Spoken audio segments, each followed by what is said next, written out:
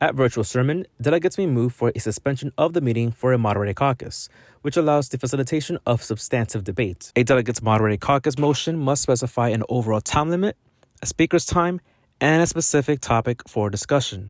The motion for a suspension of the meeting for a moderated caucus does not require debate and only requires a simple majority vote to pass. Instead of voting by placard, delegates will use Zoom's nonverbal feedback voting feature, located within participants, and vote either yes or no on the motion. The moderated caucus will take place within the main committee meeting room. Breakout rooms will not be available during moderated caucuses. During a moderated caucus, there is no speakers list, and delegates must press Zoom's raise hand feature if they want to be called upon to speak about the topic of discussion.